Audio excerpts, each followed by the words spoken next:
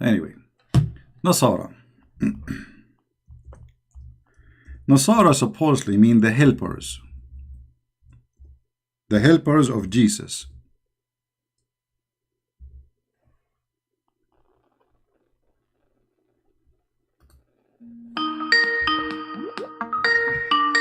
Let us see, we have somebody. Hello? Hello? Yes? Hi. Hello, you are live on air. Who is talking? Hello? You are live on air. Mute YouTube, please. Okay. Doesn't the Bible talk about water? Yeah, the Bible talk about water, so? So then why are you making fun of Islam? The Bible says there is a water, if you drink from it, you will become youth and you will live forever? Yes. Where it says that? The fountain of life. Where is that? In the Bible. Where? Jesus talks about it. Where? Show me the verse. YouTube, please. Okay. Jesus talks about it. My friend, don't tell me Jesus talk about it. Just tell me where. I am ignorant. I want to learn from you. Where in the Bible it says there is a fountain of water. You drink from it, you become young, and you live forever. In Revelation 21, 1. Revelation 21. Right? And verse 1. All right. Read it for us. You read. No, I do not know. I'm ignorant. I don't know how to read. Go ahead.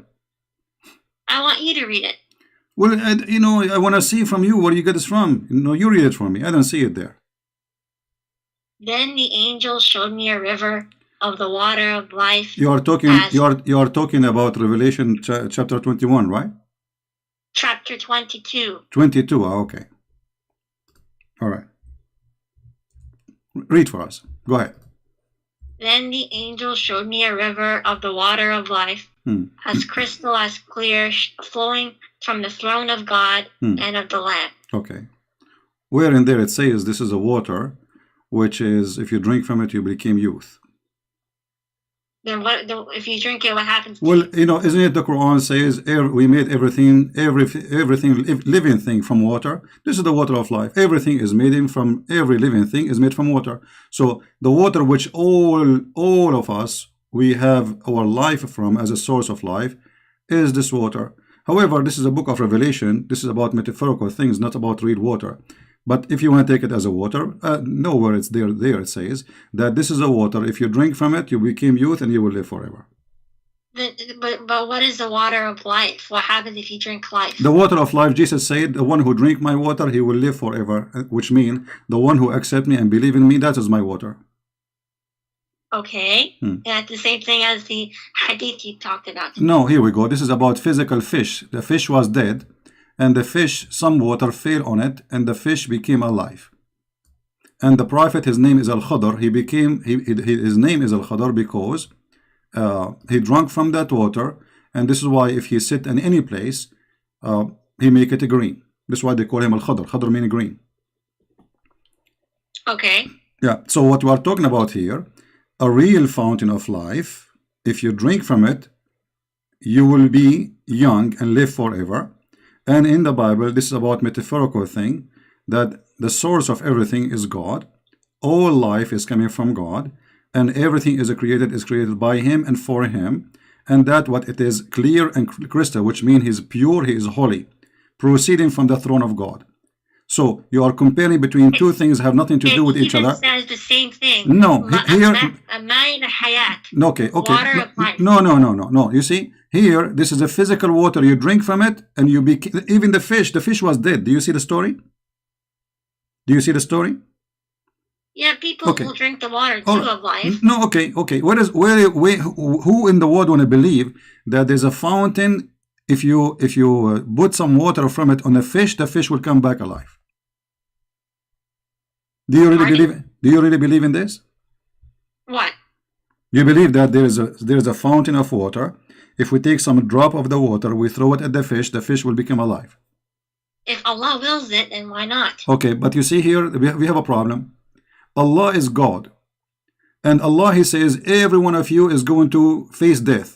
And then we find that there is something have nothing to do with Allah, because this is not from Allah. This is the afterlife. No, this is Musa's when he was a prophet for Israel. Allah, he sent him to learn from a prophet. His name is Al-Khadr. And he told him, take with you a fish, and when when you lose the fish, this is the sign you will find Al-Khadr. So he took the fish with him, which is a whale, and then some water of the water of life dropped on the fish, and the fish became alive. And then he followed the fish trace, because the fish, imagine, has a trace in the ocean. The ocean became like a rock. Read the story. So you are calling me, and you cannot explain anything except saying, if Allah he want. Well, Allah, he cannot have that. Why? Because the Muslim, they claim that everyone will die, and وَمَا مِنْكُمُ إِلَّا every one of you زَائِقٌ الْمَوْتِ, which means he is going to taste the death. But this fountain is against that, because every one of you can live forever. Then Al-Khadr, he drank from this water, he is alive. He was in the funeral of Noah, he was in the funeral of Musa's, he was in the funeral of Muhammad, and he's alive until now. So this is the most funny story. Obviously, it's a fairy tale story taken from the story of Gilgamesh. But okay, so what you're talking about is the water is the thing that you're having trouble with is that the water is on earth, right? It is on earth. This is Musa's, my friend. The story here is saying that he will go to Al-Bahrain. You know Al-Bahrain? It's a country. It's here. It's next to Emirat. You know Al-Bahrain? Okay. Okay. So this is Al-Bahrain. Allah, he told Musa's, he said, a person, he asked him, is there someone he knows about Allah more than you? Musa says no. Then Allah, he says to Musa's, no, there is someone, he is my slave. And Musa, he said, okay, send me to him, I want to learn from him. Here we go, read the story from the beginning. The problem, you did not take the effort yourself to read the story from the beginning. Allah, he sent him to his servant, his name is Al-Khadr, so he will learn from him, you know. And this was on earth. This is Musa is not in heaven. This is on earth. So he went all the way to Al-Bahrain, and he have a servant with him. Musa, he have a servant. I don't see what the problem is. The problem is, this is a fairy tale, that there is a guy, his name is Al-Khadr, and he drank from the fountain of youth. You have double standard, because the book of Revelation, if you read it, talks about dragons. This is all metaphor. There is no dragon, there's nothing. This is all metaphorical. You know, you are trying to make it literally, but this is, as you see, it's a book of Revelation. This is not about something happened. It's not about something, you know, like physically real. This is no, you are the fake. The book of Revelation about God in a metaphorical way. Everything there is a metaphorical. You know, when you say that the throne of God, do God really have a throne, chairs, have 4 legs? In Islam, yes. In Christianity, no. So, for us, the throne of God present the authority. For you, the throne of God is carried by eight mountain goats. Literally. It's okay, though. You can argue the same thing for Islam, that it's metaphorical. No, you see, you have to prove it. You see, for me, you can say it's a metaphorical, but no Muslim says it's a metaphorical. You are the only one making these things up. So for us, this is our belief. You can go right now, open any interpretation for the verse you are reading. All of them, they will say the same. It's not like Christian Prince is coming to you with his own belief. When you speak to somebody about his belief, you have to accept his belief. Now, I'm asking you, according to your belief, is this a story metaphorical or real? It can be interpreted as any way you want. No, it's not about me. I want it. I'm saying according to Islam. According to Islam, not according to individuals, me or you. According to Islam, is this a story real or not? It depends. Like if you read it, it depends on how you interpret. There's nothing. It's called, you know, the meaning. When we ask a Muslim, Sheikh, is he going to say this is a real story happened, or this is metaphorical? He will say it's real story and it happened. Not a single Muslim sheikh, he will say to you that this is not true. Okay, but do you like have a stronger argument? What do you mean? Like this argument isn't strong. Okay, what do you want? Okay, choose a topic and we will go there for you. Just because I like talking to you. Actually, you sound like a nice lady, and you know, we can have a good conversation. Choose for me a topic which is a strong argument for you to prove to me Islam is True. You see, I'm not going to pick up my cherries against Islam. I want you to find me the most powerful thing for you as a Muslim you can convince a Christian with. What is that? Are you there? Look like we lost her. Hello? No, we did not lose her. What happened? Call me back, please, because I cannot see your name. Hello? Hello? Yes. Did you hear? Did you hear me? What I said? No, sorry. Okay, I was saying I'm not going to pick up my cherries against Islam because, you know, I can say something negative. I can choose something negative. I don't want to do that. I want you, by your help, to show me something very positive, very good about Islam to convert all those Christians who are listening to Islam.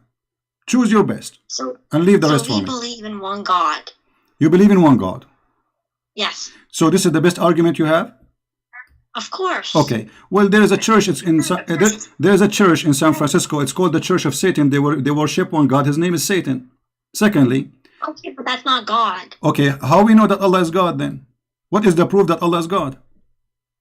The Quran is a linguistic miracle. Well, the Quran is full of mistakes, my friend. The Quran. How this Quran can be linguistic miracle if you don't even speak Arabic? Do you speak Arabic? I don't, but I heard Islamic Muslim scholars talking about how. Okay, look what the Arab they said about the Quran. The Arab were laughing at the Quran in the time of Muhammad. Is that true, or I'm making things up? They may have. Okay, so how it is a miracle, but yet the Arab are making fun of it?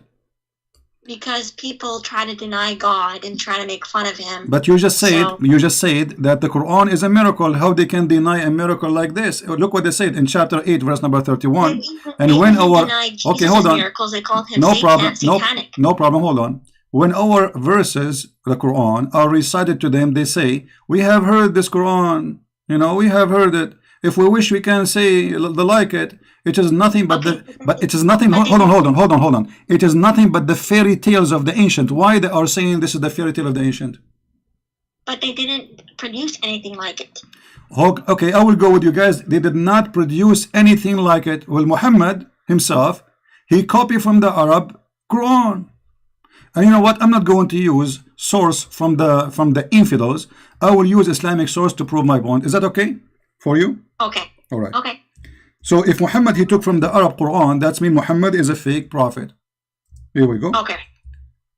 This is your prophet. This is Sahih Bukhari, very Sahih. It says that Umar said, the Caliphate, I agreed with Allah in 3 things, or said, my Lord agreed with me in 3 things. I said, O Allah, the messenger, what that you took the station of Abraham as a place of a prayer. And also I said, O Allah, messenger, God and bad presence visit you. Would you that you order the mothers of the believers to cover themselves with veil? So the divine verses hijab came, and then read carefully. And then he continues saying, the divine verses about hijab revealed. I came to know the prophet and had blamed some of his wives. So I entered upon them and I said, would you either stop troubling the prophet or else Allah will give his apostle better wife than you? And when I came to one of his wives, she said to me, O Umar, does Allah messenger have not what you could advise his wife that you advise him? And then you will see the verses came as I said.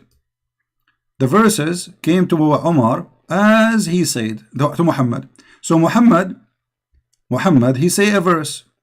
The verse is taken from Umar word by word. Why Allah is taking Umar words, making it Quran? I thought nobody can make Quran like the Quran of Allah.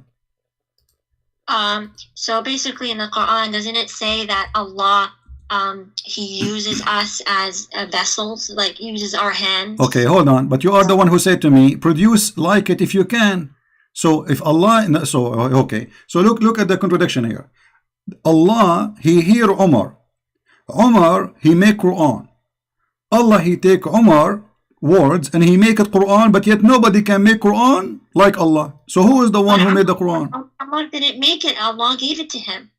No, it says my Lord agree with me. Umar, he said it. Why Umar is a prophet? I don't know. He's not. Okay, so and there's no way Allah he gave it to him. You are making things up now. Be careful. The Muslims are watching and listening. So you cannot say Allah gave it to him, because that will make him a prophet. This is what a prophet is about. So Allah did not reveal the Quran to Umar. He revealed it to Muhammad. Do you agree or not? Yes. Okay. So Umar, how he received the Quran before Allah? Read carefully. It says, so the verses came the same as I have said, which mean word by word. And this is so Sahih. Before Umar said it, it was not the word of God, but once Allah agreed with it, then it became the word of God. Amazing. Thank you very much, guys. When Umar said it, it was not the word of God. But when Allah he said, the word of Umar became the word of God. But you just said nobody can make Quran like it. And so Allah, he is copying from Umar Quran, making it Quran. So Umar is the one who... Hold on. Allah said it, it's not the same. No problem. No, it's the same. So if I say shish kebab, hummus, falafel, and then because I am just a Christian prince, and then Allah he say after me, hashish, hummus, falafel, that will make it Quran, and my word is not Quran. That's funny. Well, if Allah says it, then it's not the same as a human saying it. It doesn't matter. First of all, Allah never said anything, because according to your Quran, according to your religion, Muhammad, he never heard the voice of Allah. He received it from a man. He claimed to be Muhammad. He claimed it's Jibreel. He came to him as a man. So he heard it from a man. A man he said, the man he said, the man he said, and all of this was coming from Umar. So Umar is the one who made the Quran. Allah he take the Quran of Umar, and you are saying, before when Umar he made those verse, it's not Quran yet, but it's the same words, word by word. So when you say nobody can make Quran like the Quran of Allah, it's a joke. So you're just saying that if Allah says something, it's not going to be unique. Well, you are saying that because this is your hadith, not my book, lady. It's your book saying that those verses came the same as I have said, which means obviously Muhammad he heard Umar saying those words. Muhammad he like it, he produced it as it is, he make it Quran.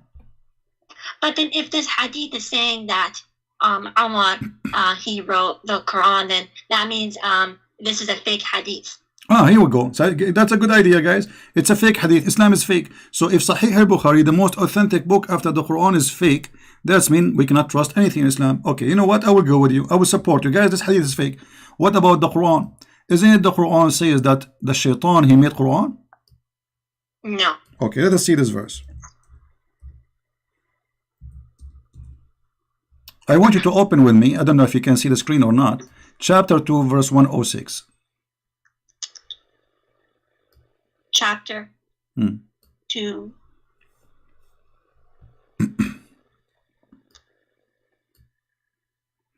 Verse 106. It says, okay, whatever verses or revelation we do abrogate or cause to be forgotten. Who is the one causing the Quran to be forgotten?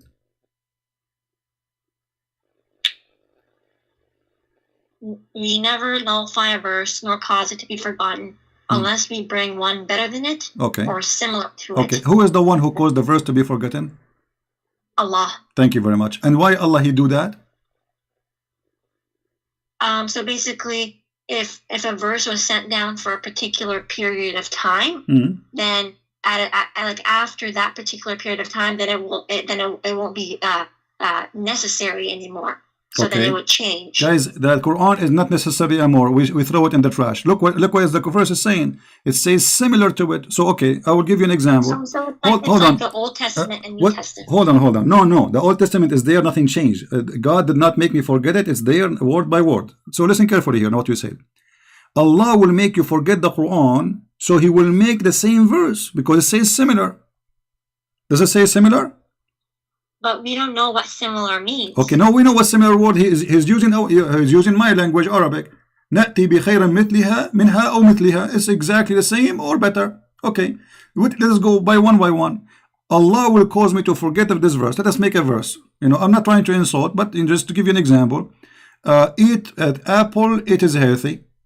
Okay, Allah now He make me forget the verse eat apple, it healthy, and now He will make a verse similar. Okay, eat apple, it is healthy. This is a similar verse. So what the point? Why Allah He make you forget Quran if He will make similar?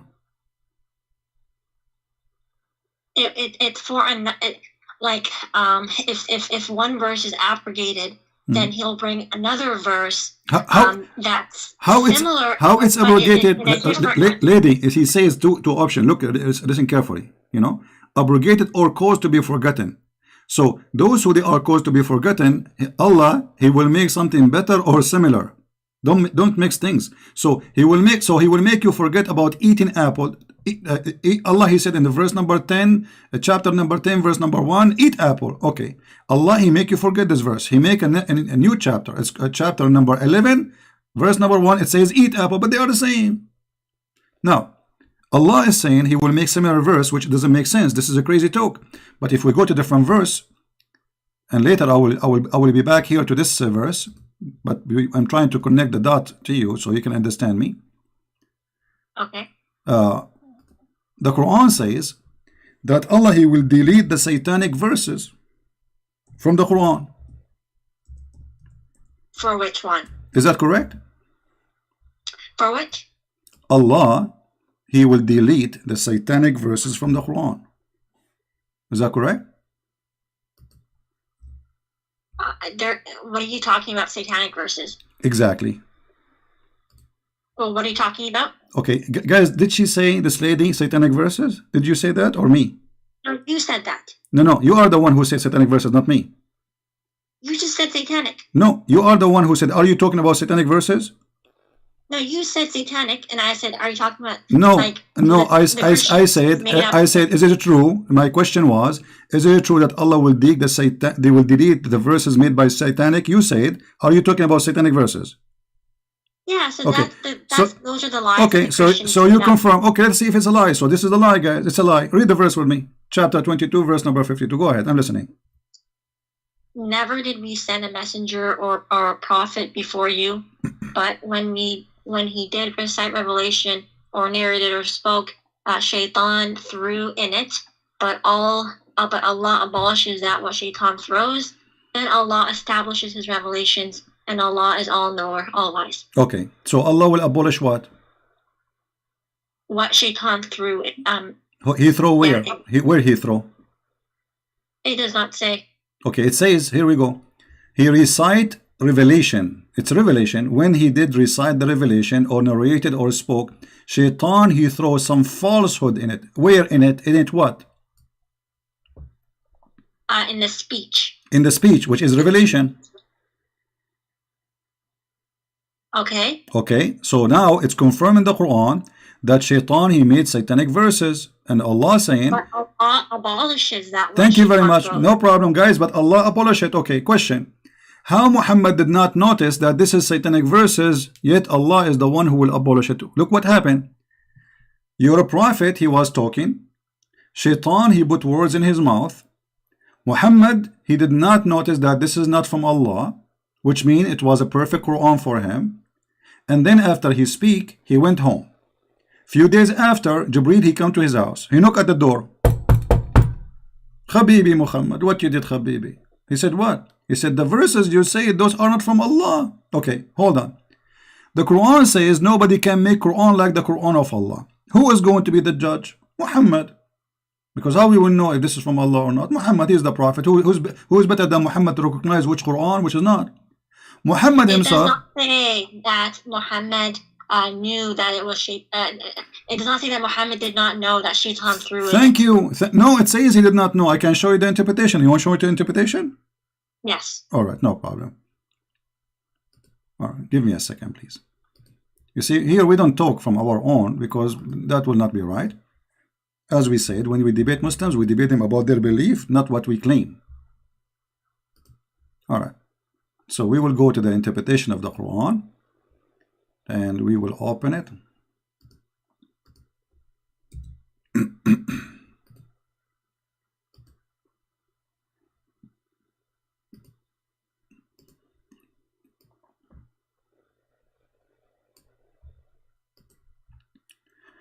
I will put for you in front of you the official government website of the Kingdom of Saudi Arabia. This is official.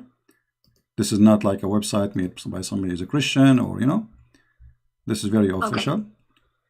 And we will see what happened. Just give me a second.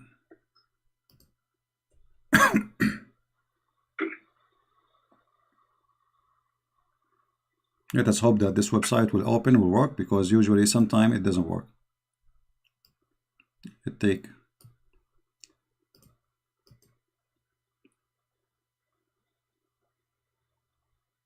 This is not like should.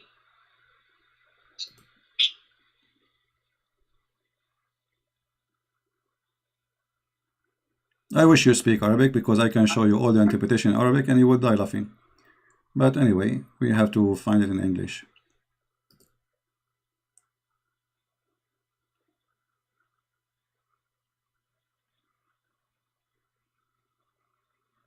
Well, look like the website here is not opening, so I'm going to open it in Arabic temporarily until the website open. All right. Okay. I will do it in an easy way, you know. I will search in front of you in Google. Search. But I don't think that that's the only interpretation for this. No, I will show you any interpretation you like. Anyone, all of them. Actually, here we go. This website have all interpretation in one page. All right. But I don't think any scholar would say this is the definitive interpretation for this verse. Well, we will see. I mean, well, no. What do you mean any scholar says? So are you saying you Muslims, every one of you make up his own mind about what he like? What, you know, he make up a religion? Do you have a religion, or you have opinion? Well, yeah, there are different opinions, right? No. So you don't have a religion. It's called Islam. You have opinion about religion called Islam. Well, we follow what the like the scholars they study. Okay. And they. Let us read together. Here we go. Finally, the website open, so we can read. Would you please read for me the screen? I put it for you on the screen. Oh, it's in Arabic. No, now it's in English. I just moved. It's going to take maybe a second for you to see it.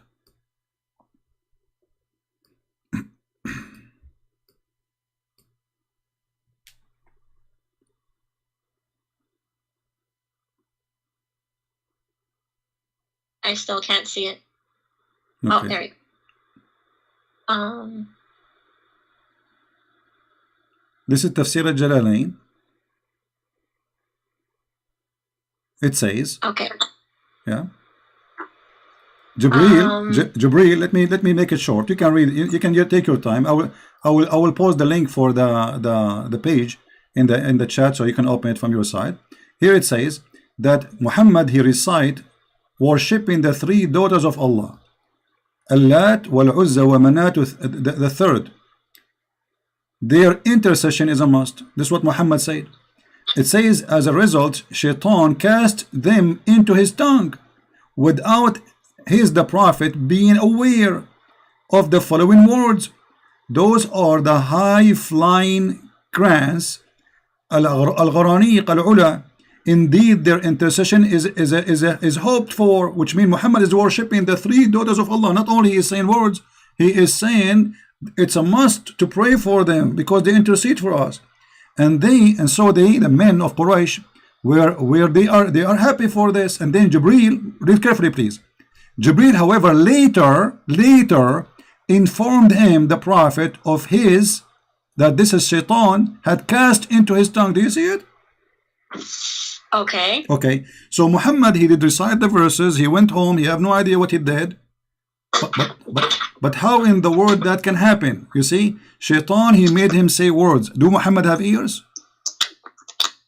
Do Muhammad is Muhammad under control of Shaitan? Because if let us say by mistake, I say the word by mistake. You know, sometimes we do it actually. Sometimes I want to say something, I say something else.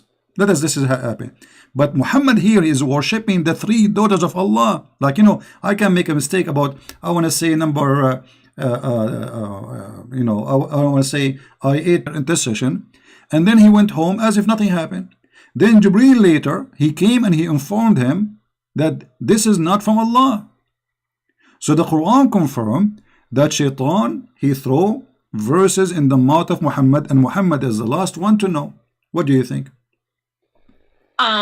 So Allat and Uzza and Manat, they are not goddesses. They were the pagan goddesses of that were worshipped by the ancient Arabs. Exactly. So why Muhammad is worshipping them?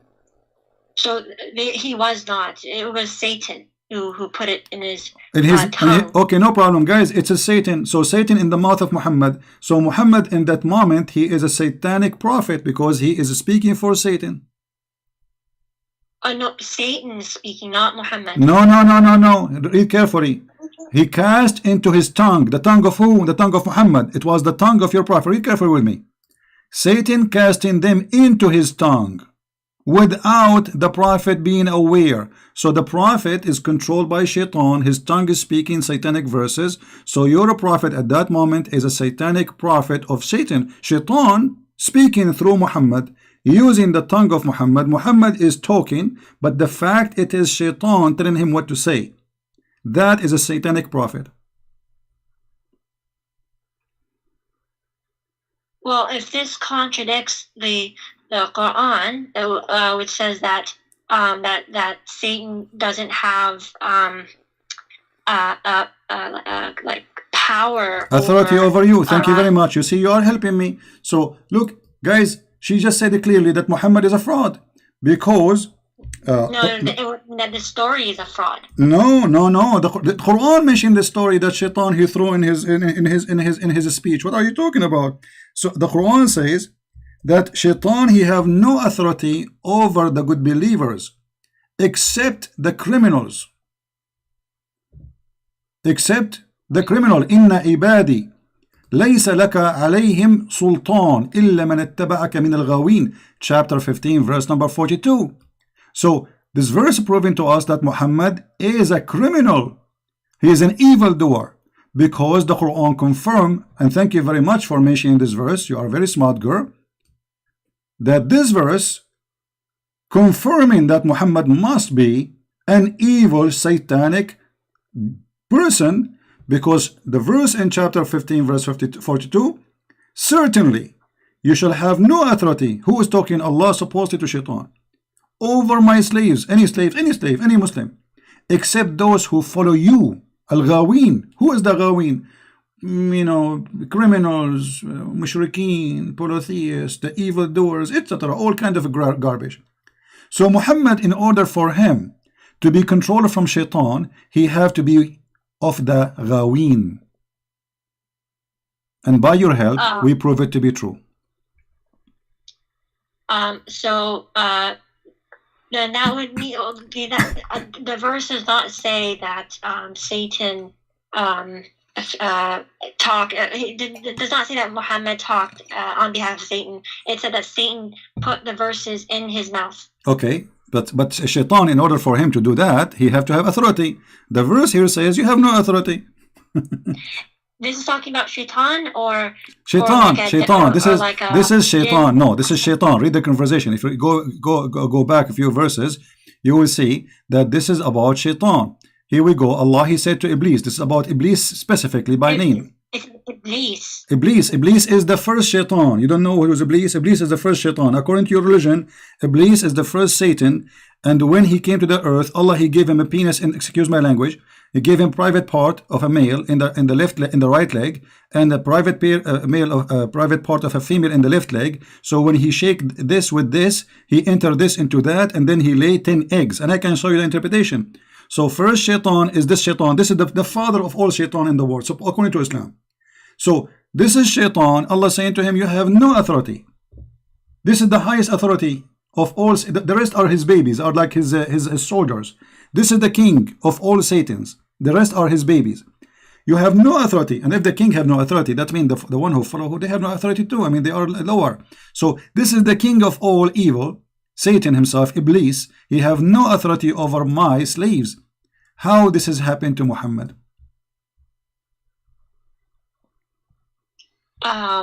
So this says Iblis, not Satan? No, Iblis is the first Satan. Iblis is the father of all Satan. So when this says that Iblis has no authority. It does not say Shaitan has no authority. Lady, Iblis is the highest authority of Satan because he is their father. He is the king, their king. So if the king cannot do it, the one who is lower than him, he can do it. Everyone is under the king. You know, if I am saying to a king, you have no authority to do that, you cannot do that. That's it. Which means you and your soldiers, you cannot do that. That's it. So Shaitan, he cannot do that. Okay, then if Muhammad, as you say, was this, then why did he give to the poor, and why did he give? Before we go there, lady, I like your response. Before we go there, I want to mention something. You see here, when we say that Muhammad, he made this verse, or the Quran saying this verse, any satanic verses he throw, I will take it off. How I know that this verse itself is not made by Satan? The Muslims, they start complaining. They said to him, you said to us, you worship Allah alone. Why you did say the three daughters of Allah? So Muhammad, in order to cover himself, he made this verse says, never we send all messengers before me heaven to them. But this is not true. Never happened to Moses, never happened to Isa, never happened to any prophet that Shaitan, he put satanic verses in their mouth. And this verse, there is no way it can be from God, because God here confirming, which is according to the Quran, his God, that satanic verses was given and he will take it off. But this is obviously Shaitan. Shaitan saying, don't worry, this verse we will take it off. Here we go, we will take it off. And any verse Shaitan he gave to Muhammad, we will take it off. But how you can trust Muhammad after now that this verse itself is not coming from Shaitan? If Muhammad he got Shaitan verses first time, he can get it second time. Where was Allah when Muhammad received satanic verses? He was asleep. He allowed it to happen. Thank you very much, guys. Did you hear it? He allowed it to happen. But isn't it the other verse in the Quran says you have no authority over my servants? So how he allowed it to happen? Okay, so I don't know the answer to this, but I'll ask someone. And, all right. But before we go, you want to talk about the good deeds, I know. But let us, because we want to connect the dots for you to make it more clear. Was Muhammad controlled ever by black magic? It was a sickness. Sickness or black magic? Black magic is sickness.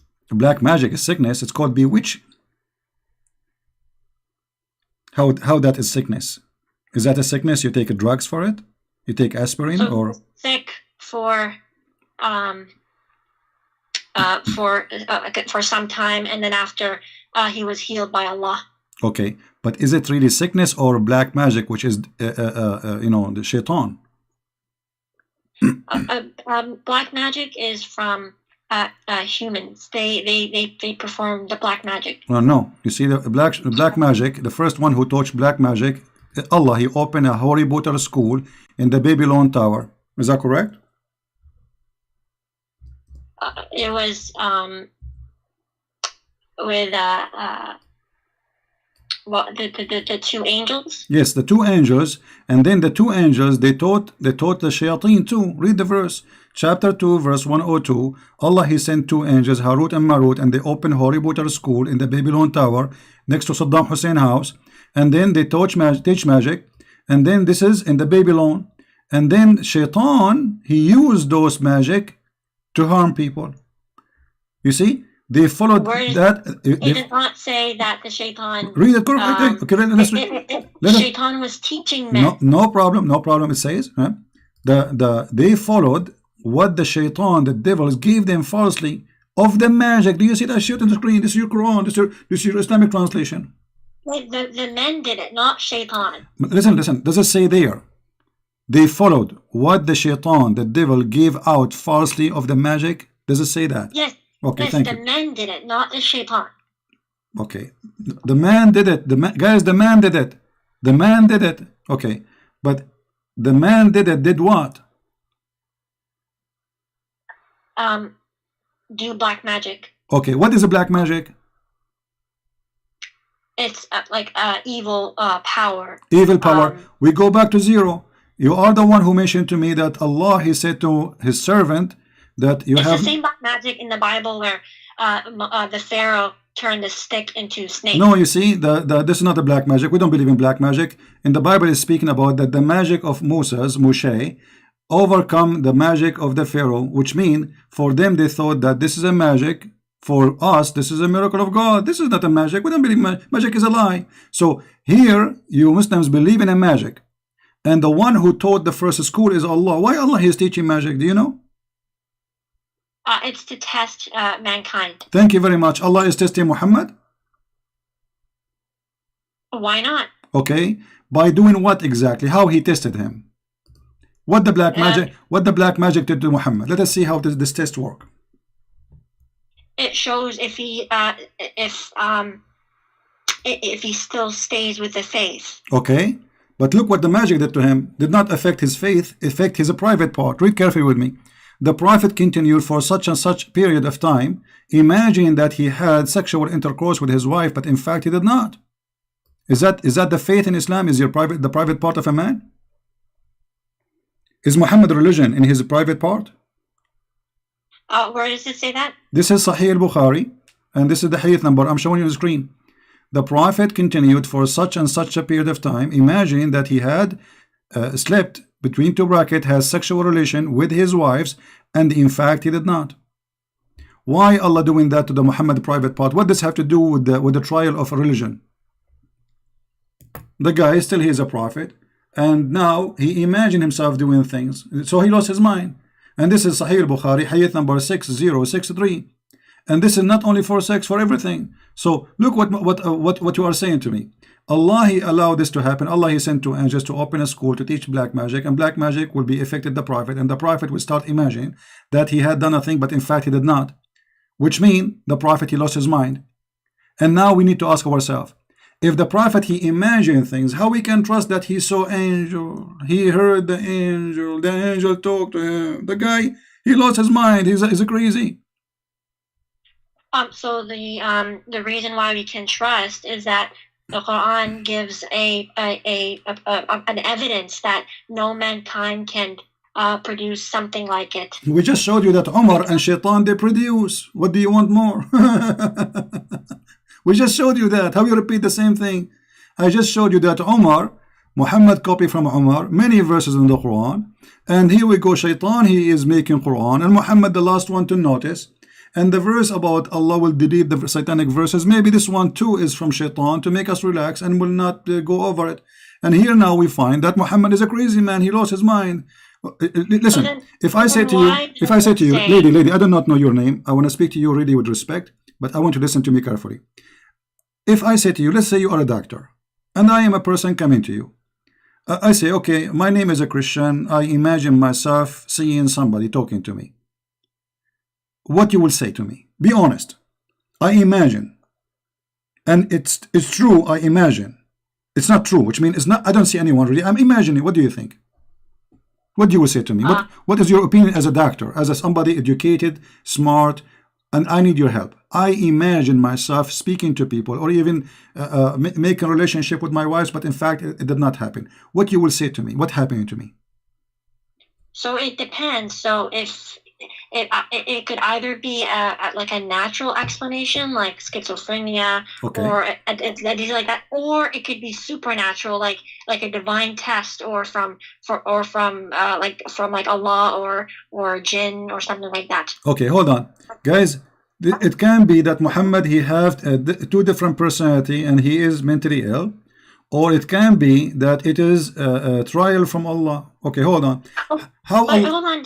But if you go to the Quran in Surah An-Nasr, it says, when there comes Allah's victory and conquest, and you see the people entering Allah's religion in multitudes, and we see that today, people entering Islam, the Deen al-Haq, and that's actually a prophecy that came true. So this is how we know. First of all, this is not a prophecy. This is about the time of Muhammad. They enter into Islam when he became victorious, and he want to kill anyone who will not convert. So you just got your prophet busted. This is not a prophecy. This is in his time. You can open the interpretation, and you see the people enter Allah religion in crowd. When victory came, this is in the time of Muhammad. He attacked them, he killed the Musaylama, and now he became victorious and nobody enemy against him, and now everybody is coming to Islam by tens of thousands. Before they were rejecting, they don't want to believe, and then when Muhammad died, everybody left almost, and then they start the war of apostate to force them to go back to Islam, and you know the story, I'm sure. Now, so this is not a prophecy, this is a stupid prophecy, because this has happened in his time. How this can be prophecy? But let me show you a prophecy, as long as you are mentioning a prophecy. Do you know where hail is coming from? Hail? Yeah. From the sky. From where? From the sky. Yeah, but where exactly? It says hail is generated in a thunderstorm. Thank and you. Is really just so frozen. So if I say to you that my dad, he taught me, or my teacher taught me, that there is mountains and God, he break hail from it and he throw it at us, what you will say? If it's literal, then it would be false. Okay, well, this is literal. Here we go. This is your prophet. He's talking about how the rain come and how the hail come, and he is saying that, and look, the Muslims, they try to cover the shame. They say sky hail like mountains. There's no like, there's no similar to mountains. It is from mountains. And if it, let us open the interpretation just to show you how Muslims, they try to translate, a specific translator, how to try to fool poor people who don't understand Arabic. This is the tafsir. You see, I'm reading your Islamic website just to show you how the shame work. I feel really sorry for those Muslims, like this lady. She is, I can tell she is a good lady, you know. She is a victim of the lies. Chapter 24, verse number 43. In front of your eyes, I will do the read interpretation. 24:43. Remember, here we go. This is the official government website of the Kingdom of Jordan, and the reason I'm using it because it's in English. They have English translation. That's all. Otherwise, all websites are the same for me. Let us hope it's going to open, because this website sometimes it takes time to open.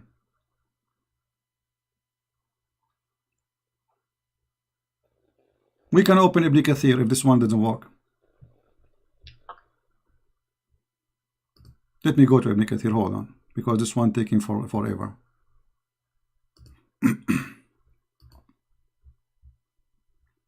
And again, I respect that this lady, she said, if this is true, this is literal, this is false. This cannot be from God. I respect that on you. And I hope that you will stand with your words, and I believe you will do. Because there is no way God will say such a silly thing. I agree with you. All right.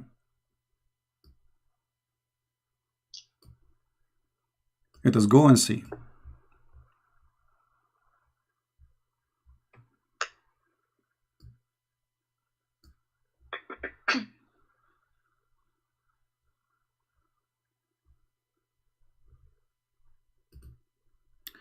All right. Look like this website start working again, so we will use it. Thank God.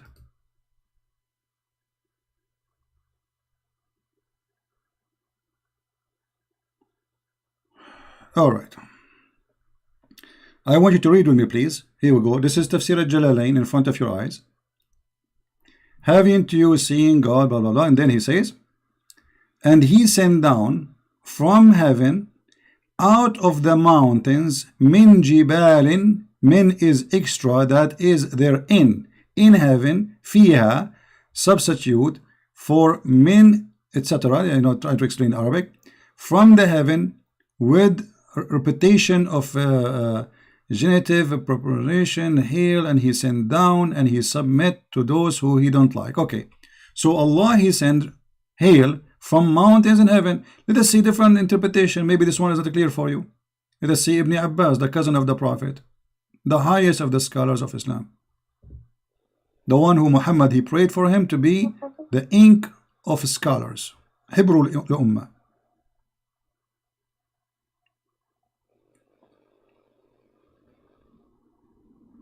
Allah, he sent hail from mountains in heaven. He break hail and he sent it on us. This website is taking forever to open, as usual. Or I should make a donation to the King of Jordan so he can get a better hosting website. You know, like, come on. This is Tafsir al-Jalalain. Yes, this is a Jalalain.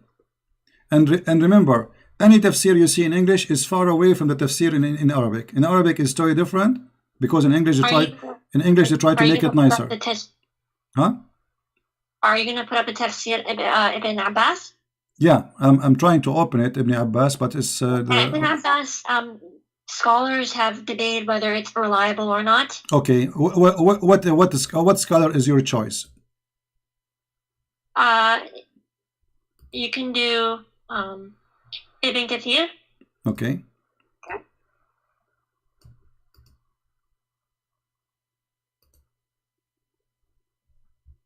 Here we go. This page here have all the interpretation. Let us see. This is Ibn Kathir.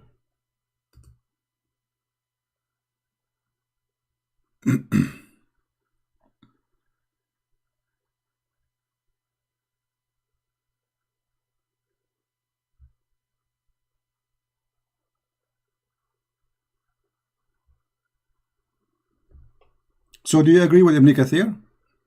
Is Ibn Kathir your best scholar?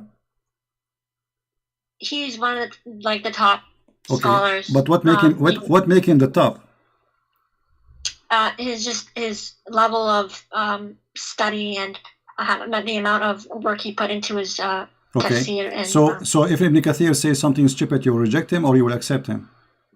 He's still a man. We don't accept everything he says. Okay, but so who is the one who is qualified to explain the Quran for you? Because I'm trying to be fair with you. Can we accept Ibn Kathir for anything, or only it's a mood stuff? Like it's depend what you like. If it matches with what the Quran says, and well, the Quran says the Quran says in Arabic clearly, "Min jibalin fiha min baradin fayusib." There's no like mountains. There's nowhere it says the simmer of mountain. So we'll go to chapter 3, verse 3. It says, chapter 3, verse 7. It says, "It is He who revealed to you the book." Some of verses, it is some of its verses are definitive. They are the foundation of the book, and others are unspecific. As for those in whose hearts is deviation, they follow the unspecific part, seeking dissent and seeking to derive an interpretation. But none knows its interpretation except Allah. Okay, so look what you just said. You just got your prophet busted, because this is mean. Muhammad saying that I say things nobody can explain save Allah. So why he say it to us? If this is a message to be given to us so we can understand about God, and then there's nobody will understand the message of God, so what the point of this message of God? Yet you are saying that this Quran have a lot of verses with its mutashabihat, and the purpose of them to make us sick. I thought the Quran is a healing book for the believers and for people to believe. So how this book is going to heal me, but it's full of things which can be making me sick. So this cannot be from God. This is obviously from Shaitan again, because God will not send me a book to fool me and to make me sick. Read carefully what you just said. Some of the verses, nobody knows their meaning save Allah. What the purpose of them? What the purpose? That it's to seek fitna. Seek fitna. But look here in the between translation, this says the polytheism. That's false, because the one who believe in the Quran is the one who will have the fitna, not those who don't believe in the Quran. The one who don't believe in the Quran, he will laugh at it. Those who believe in the Quran, they will not understand the meaning of the verses, so that will make them having sickness. What kind of God he says such a thing? Same time.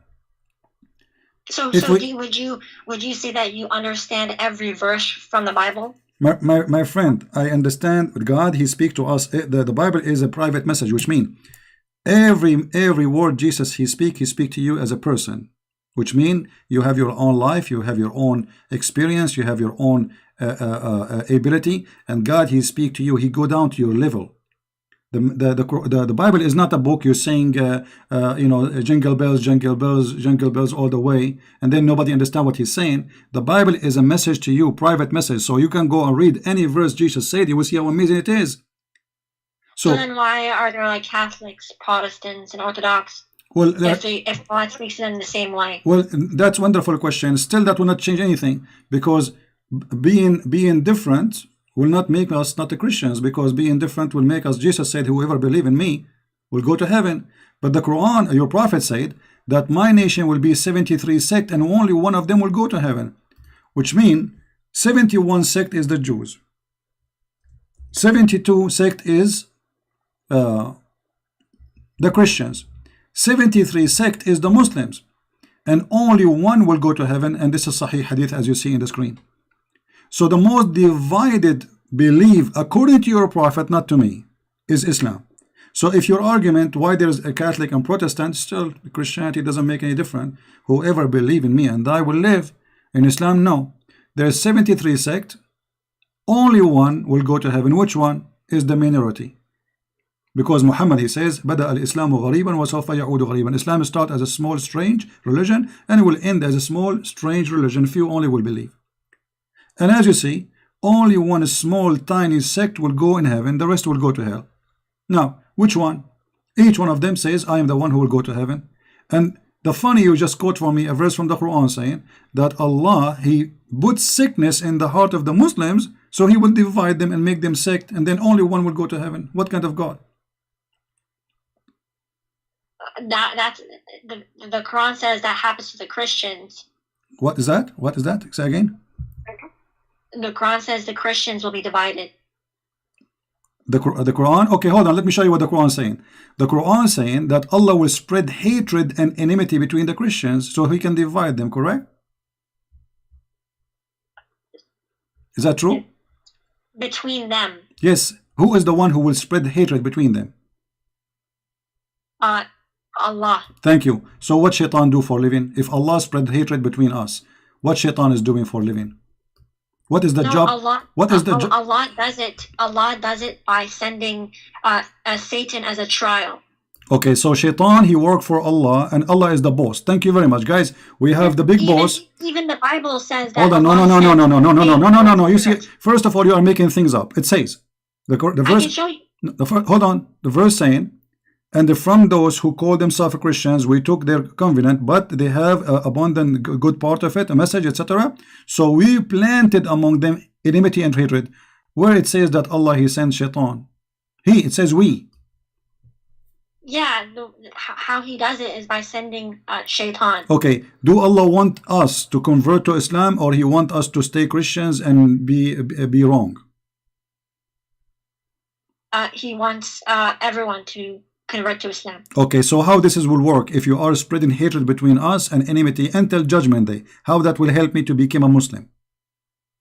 It's because the Christians, their hearts are stone. Okay, but this is not the Quran saying. The Quran saying the most close to the Muslims is those who they are the Christians. This is contradiction. But the Quran says you can't take them as people who protect you from war. Exactly, you cannot take them a friend because Allah is shaitan. He don't want you to be a friend to me. So Christ, he said to me, pray for the Muslims, love the Muslims, be good to the Muslims. Allah says, don't be friend to the Christians, don't be nice to them, kill them wherever you find them. Even your prophet, he said, well, let me ask you, if you see a Christian in the street, are you going to push him in the mud? No. Why not? That's that's not what Islam teaches. But is that like because you are a good person, or because it's not Islam teaching? What Islam teach you? It's to respect all religions and beliefs. Okay, I'm going to commit suicide if you can show me where it says that. Here we go. This is your prophet saying, if you see a Christian or a Jew in the street, you have to force him to walk in the sewage. You have to harass him and you have to force him to work in the sewage. Don't greet the Jews and the Christians. Don't. Maybe during war. No, this is in the street. People walk in the street. This is what war? People walking in the street. This is war. People walking. Where is the background of this hadith? It doesn't matter. People walking in the street. I am walking in the street and I am a Christian. Why you want to force? He's not saying force the soldiers. He is not saying force the bad person. No, he's saying don't greet the Jews, and anyone is a Jew, anyone is a Christian. Don't greet them, and then if you when you see them, force them to walk in the sewage. What kind of a prophet this prophet is? And you are the one who said this is against Islam. That's during war. My friend, you are always in war with the Christians. You just read for me the Quran saying Allah will spread hate and enmity until judgment day. So you are saying to me, you know, no, you see, you are now trying to cover up for your prophet. In the beginning you said this is disgusting, and now it's okay. So you are saying during war, if I go right now to Indonesia and I'm an American citizen, we can force the Muslims to walk in the sewage. This is what you are saying. Allah won't give you that power. So it's okay for you now to force a Christian to walk in the sewage. Allah gave you the power. Suddenly it became an okay. When I asked you, you said this is not good. Not good. If it's during war, then where it says during war, where it says during war, it says if you see them in the street. What war? Yeah, so they're your enemies, right? They are walking in the street. What enemy? Living with you in the town. Where does it say that? Well, they are walking in the street. They are greeting you actually. He's saying don't greet them. Don't greet them. Somebody in war, he will greet you, say to you shalom. Don't you see? Don't you read? Do you know how to read? Don't greet them. Don't say peace to them. What is war? Okay, I'll ask someone about this hadith. What he will say to you? He will say to you, yeah, sister, you know, those Christians, we should humiliate them. Isn't it the Quran in chapter 9, verse 29 says that you have a duty to humiliate the Christians? During war. Okay, after you enter my city, let us say the Muslim came to my city, they surrounded the city, they said surrender to our army. After you enter the city, still you are going to force me to walk in the sewage or no? If we're still in war, then maybe. You just took my city, still in war. There's civilian inside. There's no soldiers. If you're trying to attack me or lady, no Christian attack your prophet. He is the one who came to their cities, occupied them. Look how false you Muslims are. So you are saying to me, you come to my town, you attack my town, you take my town, and then you force me in the sewage, and you say this is okay.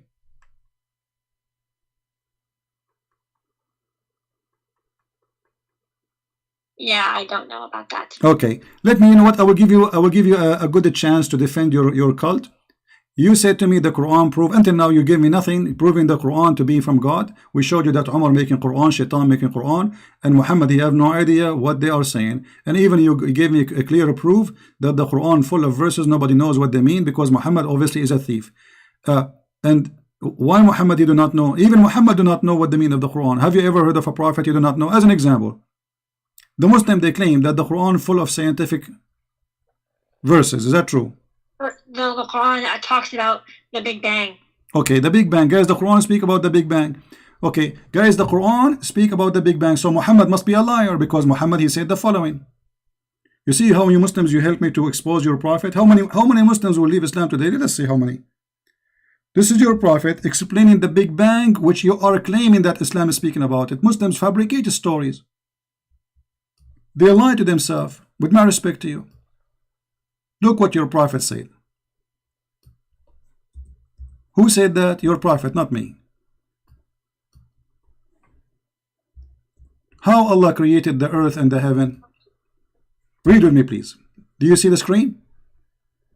I see it, but it's not up yet. All right. This is your prophet, and this is Sahih Hadith. This is Sahih Muslim.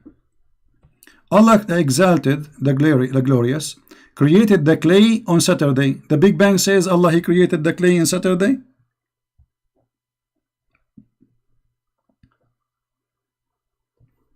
Is that what the Big Bang says? So the Big Bang is basically like a expansion of matter. No, and no. The Big Bang. No, the Big Bang is nothing. There's no matter can was exist, and there's explosion happen, and everything exists in the same time. It's not No, no, no, hold on. That's actually According to okay, listen. interpretation. So according to the Big Bang, is the first thing became exist is the clay in Saturday? Yes or no? It may have. So Big Bang guys, the Big Bang theory believe in Saturday. So the first day was Saturday, and the first thing was created. The Big Bang is a clay. Okay, second day, Allah created the mountains. Third day on Sunday, and then Allah He created the trees on Monday, and then He created the entire labor in Tuesday, and He created the light in Wednesday. This is what the Big Bang saying. The Big Bang isn't complete yet, so scientists are still studying about it. So they will discover there's a Saturday and Sunday and the light in Wednesday and etc. later, right? Yes. Oh, okay, exactly. That's very smart of you. But let me ask you, how many days took Allah to create the earth and the heaven? 6 days. 6 days. I'm not entirely sure. Yeah, the Quran says 6 days exactly. So how many days here in the Hadith? How your prophet he say what he just said?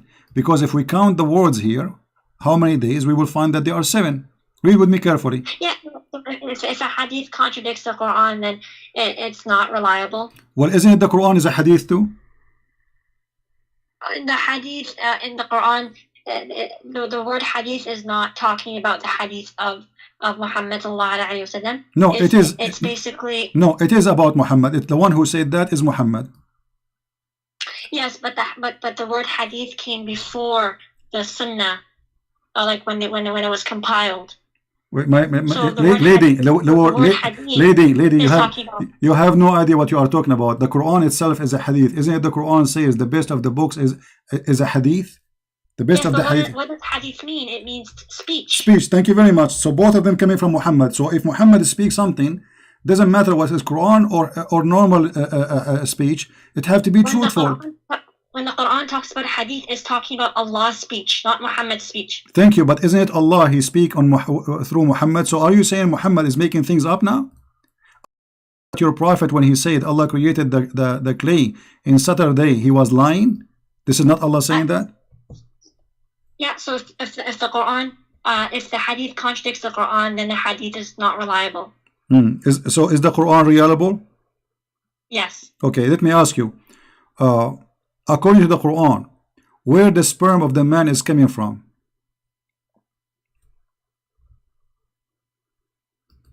I'm not sure. What do you think, according to science? I'm not a doctor to say, sorry. But you've been in school before, no? I have, but I'm not a professional. Aren't you a lady, adult?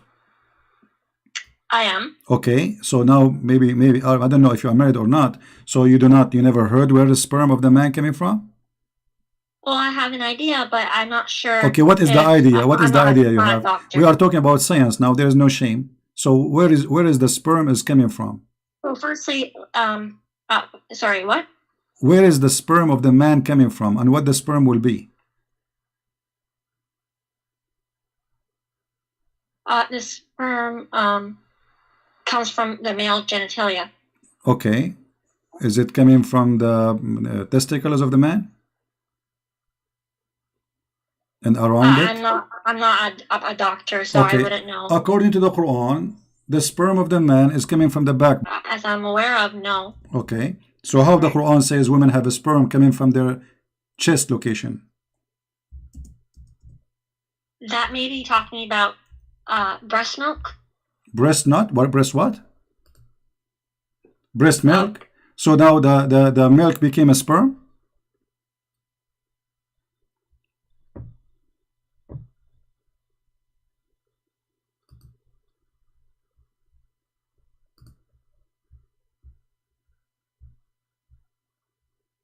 I will open for you your favorite scholar, Ibn Kathir, the one you like. Let us see what Ibn Kathir said about how Allah He made the baby come to exist. Here we go. This is Ibn Kathir, not me. He is created you from water gushing forth, meaning the sexual fluid come from out bursting forth from the man and the women. From what? From the man and the women. It's a sexual and a fluid and the bursting forth. So it's coming out. This is orgasm, which is false because the women orgasm is not will make the baby. Thus the child produced from both of them by permission of Allah. Continue. Proceeding from between the backbone and the ribs, meaning the backbone of the man and the ribs of the women, which is referring to the hair chest. Proceeding from between the backbone and the ribs, the backbone of the man and the ribs of the women, the fluid is yellow and fine in texture. This is for the women, and the child will not be born except from both of them, i.e. their sexual fluid. Do you believe in this madness? Again, I'm not a doctor to say whether this is right or wrong. Okay, I will give you 10,000 years to search the internet and you will find that this is nothing but garbage. There's no way this can be from God. A man, he claimed that women have orgasm and that yellow fine texture will make the baby. If we go to the hadith, which is not contradicting the Quran, so you don't have the excuse now to say contradict the Quran, your prophet said that if the women have orgasm first, the baby will be like her, which means a female and look like her. If the man have orgasm, the baby will look like him. Do you agree with that? If Muhammad said it, then yes. Okay, but that's mean Muhammad is a false prophet because this is absolutely false. Everybody is laughing.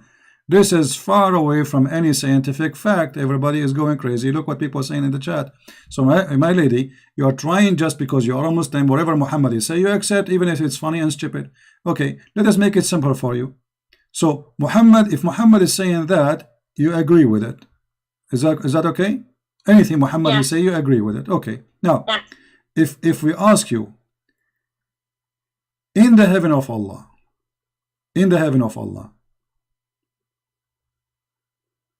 what Allah will give you as a woman? I am anything we desire, we will obtain in Jannah. Okay, is that including if a woman she like to have sexual relationship with a woman? So the Jannah of Allah is pure. So if people desire these things, then Allah subhanahu wa ta'ala will not allow them to enter Jannah. How you just told me anything you desire. You just told me anything you desire, and now you are saying to me if you desire something Allah don't agree with, He will not give it to you. So it was a fraud promise. No, if you desire something good, then Allah will give it to you. Only if it's good. Okay, like what? Look what your prophet is saying. This is Jami' al-Turmudi. Your prophet saying, indeed, in paradise there is a market in which there is no buying nor selling except for images of men and women. This is the first Playboy magazine in the space.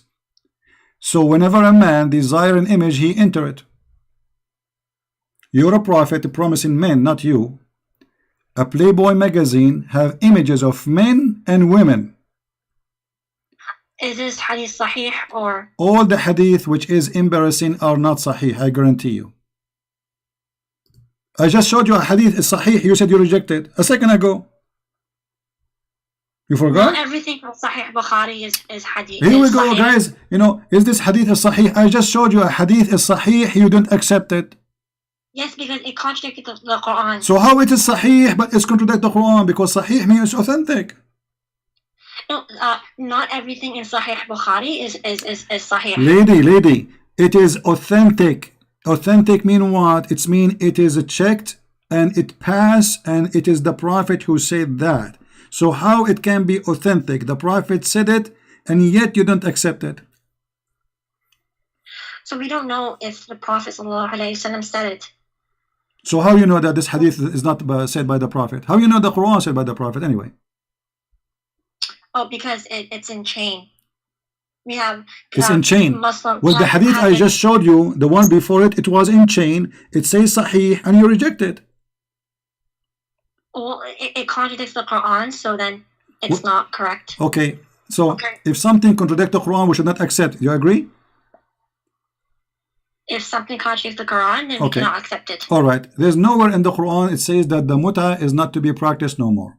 Can you show me a verse says don't do muta no more? Well, it says zina is wrong. No, So, I'm not talking about zina. Zina is, so are you saying muta is zina? well, it is right now. Ah, muta is guys, muta is adultery right now. So Allah, He approved adultery in the time of Muhammad. But during the time of the Prophet, Hmm. it was not. Ah, in the time of the Prophet, it was a holy thing to do. Now it is haram. Why it's haram now? Because it was only for during war. Hold on. You can rent women during war? It's not renting. It's essentially, it's because men have like a desire. Uh-huh. Who said it's, So, who said it's not renting? Who is the one who said that? You or somebody told you that?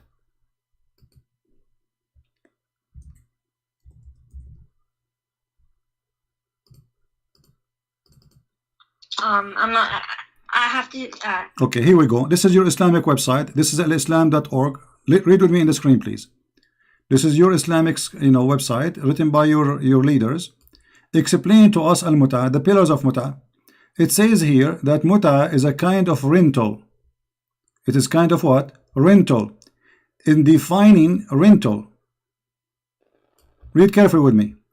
This is not me talking. This is you, Muslims, talking about the muta. Let us see how Muslims they rent muta, rent women. Allah, He is allowing Muslim to rent women. Muslim women are rented by Muslim men legally, and she is saying it's okay in at that time of Muhammad. It says, in some work, special term is applied to women who participate in muta. Musta'ajara, which means rented. Rented women. Muta is considered as a kind of rental because, in general, a man's basic aim is kind of marriage is sexual enjoyment. So you are saying to me that your prophet, he was in war, he allowed Muslim women to rent themselves to men to have boom boom with them, and that is okay.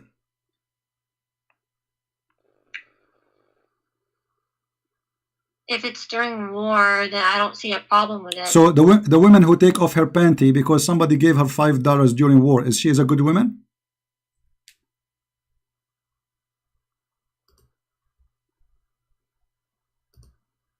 I do not know. I have to Okay. ask. You see, I will go with your answer, which is I find it very silly. Muslims now in war everywhere. There is war in Iraq, there's war in Libya, there's war everywhere. Can Muslim men rent Muslim women? No, it was only during the time of the Prophet. But you just say this is because of war. So war is exist, nothing changed. So why in the time of the Prophet was okay and now it's not okay? If this is the reason, the war, well, they are in war. There's war in Iraq, there's war in Syria, there's war in Yemen, there's war in Egypt, there's war everywhere. So I can rent women or I cannot.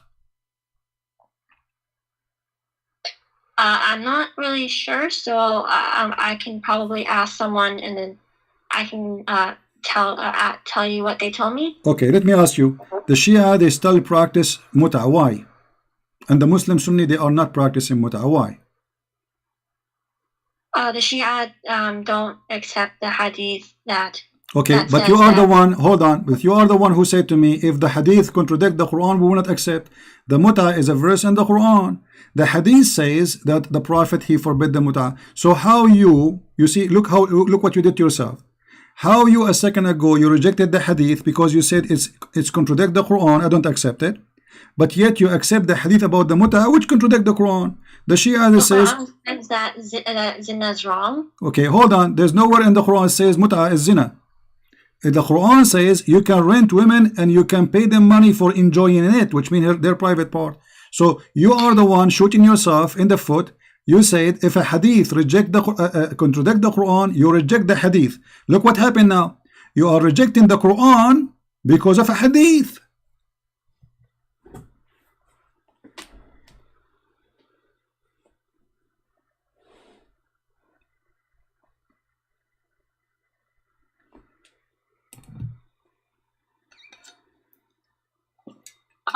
So when the Quran says something and the hadith says something different, then you have to reject the hadith.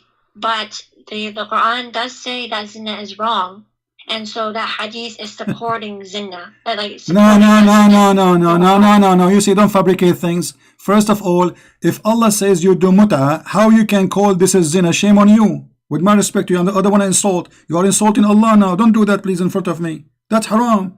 If Allah says you do muta, and now you are saying muta is zina, so you are saying to me that Allah in the time of Muhammad says do zina. She hung up.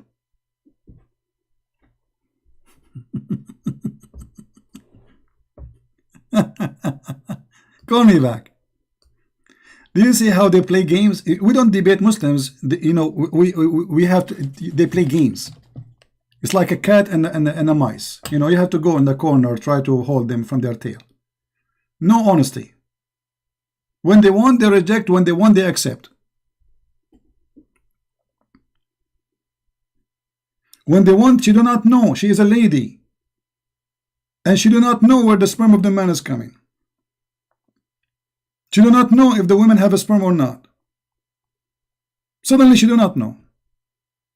She's a baby. She's 6 months old. She never heard of this before.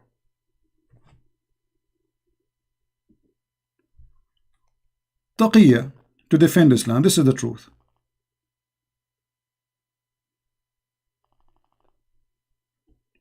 But you know, I respect this lady. She is way more brave than those potatoes who call themselves they grow in beard. Look, you see, I spoke to her kindly. I go down to her level with her education. And still I respect her because she is more brave than all those men who claim to be men. Is that right? She is a woman. She is better than those sheikhs who have long beard. They don't dare to call me. Look, I spoke to her nicely. I didn't say anything. And I go down to her level. I'm going with her wherever she go. As if I'm talking to a child.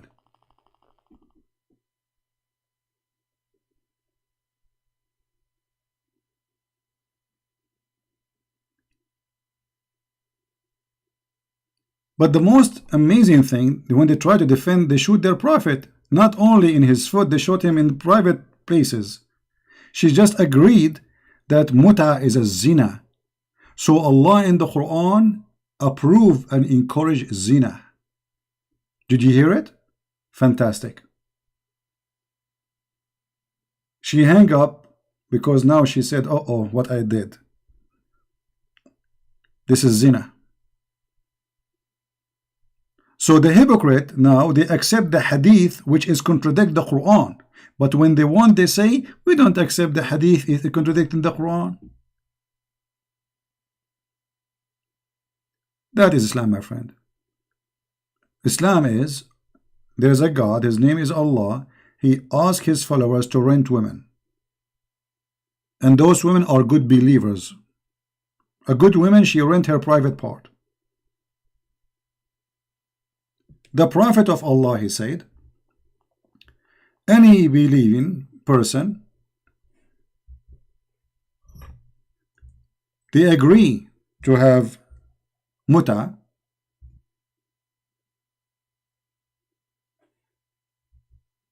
let them do muta 3 days, 3 nights. If they like to increase, they increase. Read carefully. This is al-Bukhari. This is al-Bukhari. Any man, if a man and a woman agree to do muta, even the name muta, you know what muta mean? It's a shame. Muta is a sexual joy. Do muta. If a man and a woman agree to do boom boom for 3 days, you are in war, and now you have time to have boom boom for 3 days. What kind of war this war is? There is no war. And let us say there is a war.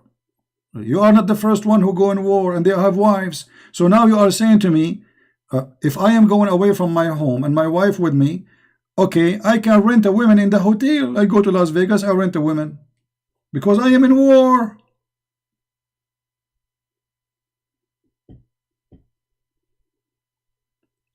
Any man, any woman, they agree to do boom boom for 3 days. Let them do 3 days, 3 nights. And if they like to increase, they increase.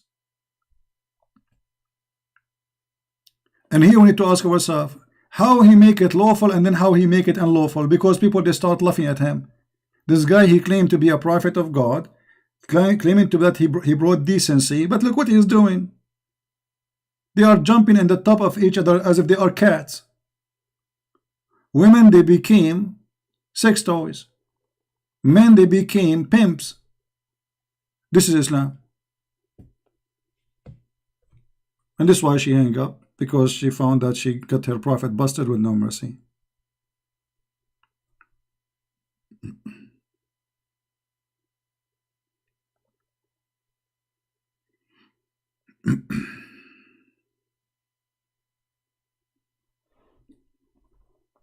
But I'm so happy that she said it clearly that muta is zina. We cannot do muta now because it is zina. Allah forbids zina. We have the prophet of zina. Take a note, please. This lady, I think she's from Indonesia, I don't know. She confirmed that the prophet of Allah is a prophet of zina. She confirmed that the prophet of Allah received satanic verses. She confirmed that Umar, he made Quran before Allah. And when Umar, he said, this is not Quran. But when Allah, he said, the word of Umar, this is Quran. It's a priceless code. Oh boy. You know, always when you speak to a Muslim, you have to go with their, you have to give them a hope. It's like doing fishing. Don't hit in the head right away. It's like the snowball. Let the snowball go big until it became a mountain, and then he will find himself trapped. This is what we have to do. Zina means adultery, fornication.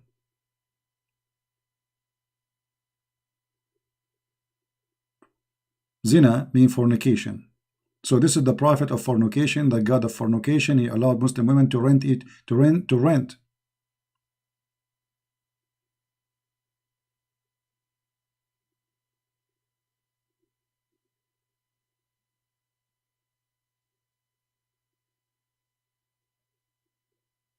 Yeah. Who can make Quran like this Quran? This is the most stupid Quran. What Quran? This is the most stupid, funny book. We are the Arab Christian. We are laughing at this book from the first day. And after all the occupation and paying jizya and humiliation, still we reject it because it's stupid. Otherwise, why we will reject it if it's amazing and it's garbage? What is this?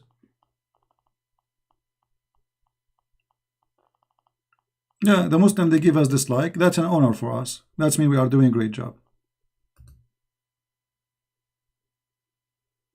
You see, the Muslims, when they come to my page, right away they give dislike. Christians, they don't do that. Christian, you have to ask them, like, can you give like? And I'm not going to do that. I mean, you do like, you don't like, I don't care. I don't even keep my videos.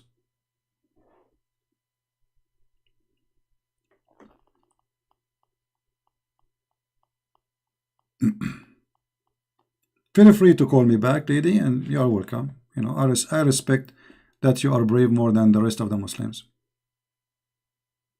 At least you are better, more brave than those who have a beard and they are 6 foot tall and they call themselves Mimi. And they wear a pink t-shirt and they go to and they claim that you are finished, boy. You are finished. Yeah. She's more brave than them. Look, she dared to call me.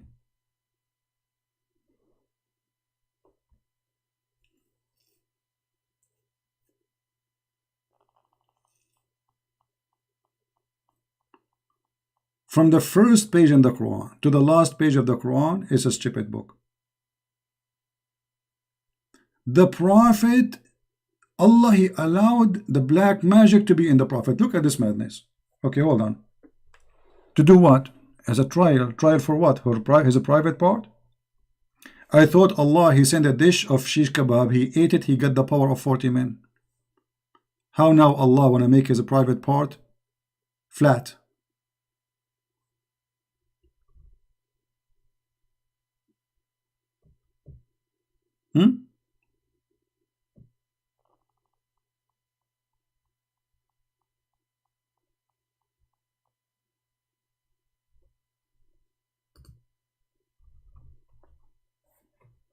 The prophet of fornication.